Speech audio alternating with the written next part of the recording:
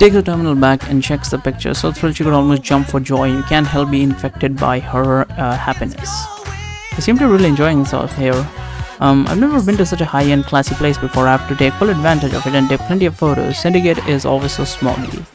The enthusiastic Penny suddenly realizes she let something slip. She cautiously glances at you, sees that you don't look surprised. She continues. Oh, she's a gangster? And that's why I wore my prettiest outfit. I need to take lots of beautiful photos from my personal account to make the most of this lucky chance. I hope you have a great time today. Thank you. I'm going to go check out the other places now. I hope you have a great time too. That was another guess. Yes, Ryan. The overly boisterous scene makes your head spin. You drop your temple and carefully avoid a few people who are chasing each other back on the poolside. Suddenly you slip and lose your balance. You're about to fall to the ground.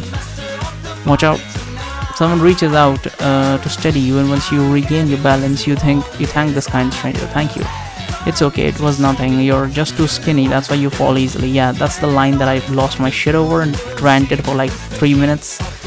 It sounds ridiculous. If there was someone tall and their like center of gravity was really high, that it makes sense that they would fall. Other than that, I don't see how anyone who's skinny would fall. Like, what does he think? Like, the air is so strong that the guy would fly off and fall or something? Sounds ridiculous.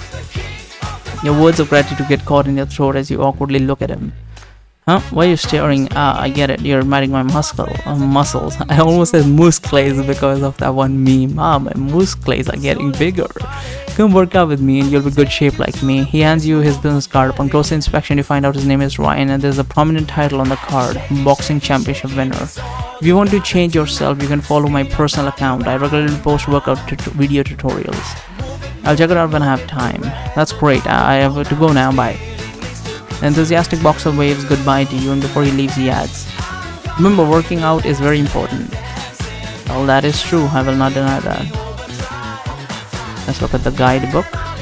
You should have some new people. Here's Ryan, Penny, Blogger Girl. She's the hottest out of them all. I think she's even better looking than the main, like, quote-unquote character of this arc. This lady. I think she looks better than her. Alright, let's see what we got. Appetizer 3, legendary ingredient. An enthusiastic guest disrupted your plans. You accepted Carbona's invitation to accompany her. Perhaps she can provide you with more information and intelligence. And Miss Carbonet, how did you read it? I spent like an hour or two, I forgot. Carbonet?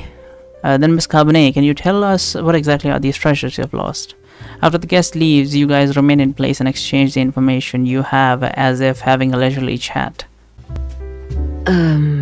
Food ingredients.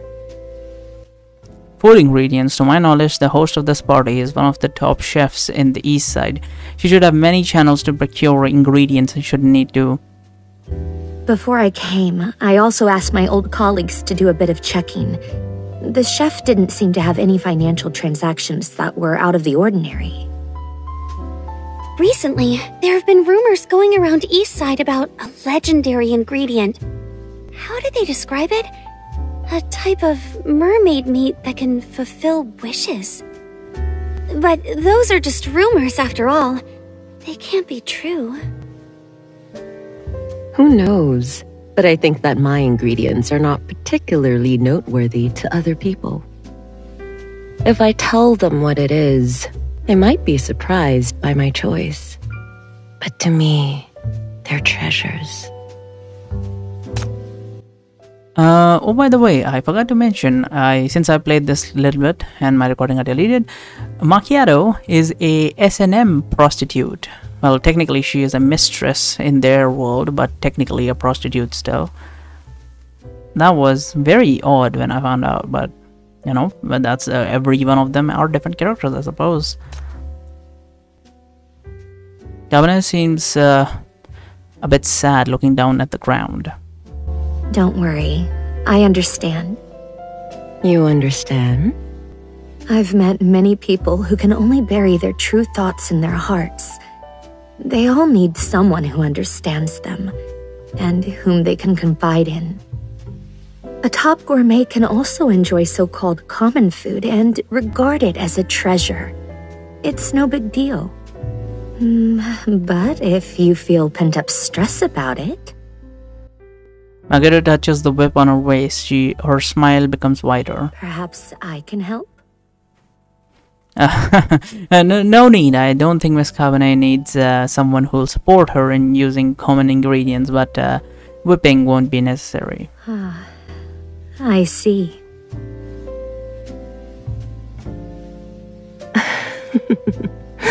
Thank you. I must say, those who work for the MBCC chief really know their stuff.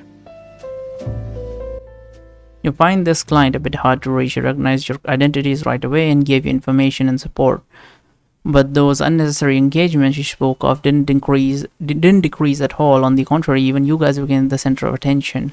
This exposes all your actions to everyone. Every little thing you do is magnified. The only advantage to this is that it won't be easy for the host of the party to harm you. I mean, why would the host of the party really want to harm us? They don't know much, and even if they know we are the MBCC chief, why would that make them harm us? But whatever. Right now, we know too little about this dinner banquet, so we can only go along with the host's plans set step by step. But in any case, at least we can confirm that the dinner banquet is the most important part of this party. There may be information about the treasures there. Before that, please try your best to collect as much information as possible. Why is the audio off? My goodness! Miss Macchiato! It's really you! Did you really hear the song I just sang? A tan, muscular man walks up to Macchiato, his voice full of surprise. What song? Mr. Ryan, what are you talking about? I don't understand. It's fine, no worries. I'm just surprised you actually showed up. And you know Miss Cabernet so well, too. Cabernet, right. Come and catch up with us. There are a lot of people here who know you. The muscular man shows off his muscles and strikes a pose before the crowd. Macchiato looks over at where Ryan is pointing and whisper in your ear. A couple of the guests over there work in the food and beverage industry. I might be able to get some information about this dinner from them. It's a good opportunity, Chief. Don't worry. I can protect myself. Macchiato smiles at you. The smile is genuine, as if telling you not to worry. Agree to Macchiato's proposal. Alright then, I'll be here at all times if anything happens.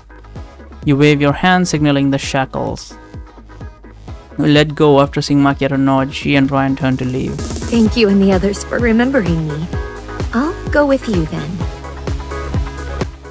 You're still a bit worried as you watch them leave, so you leave a few words with Kelvin and go after them. Those guys surround Macchiato and come to the side of an elevator in the northwest. After a while, you hear a bunch of raunchy noises. You feel the shackles in your hand twitch slightly. Worried, you hide next to the elevator and take a peek. Again, Miss Macchiato. Oh, just once more. Please! Oh, let me have it! Oh! Me too! Me too! Look, Miss Macchiato! My pose is on point! Shouldn't I get it first? Miss Macchiato can choose whoever she wants! Who let you choose for her? Look at the size of this dude. You're right. Excellent. I'll start with you. You bewilderment, the sound of leather striking against human skins rings out repeatedly from the narrow space. Miss Macchiato? Chief? It's you? This is where I found out she was a S&M prostitute. Or, as I said, mistress as they call it. Macchiato is a bit surprised to hear your voice, but she maintains a sharp look on her face, nor does her hand stop. Sorry you had to see that, Chief. It's fine, you scratch your head, think for a while, then ask, are they alright? Don't worry.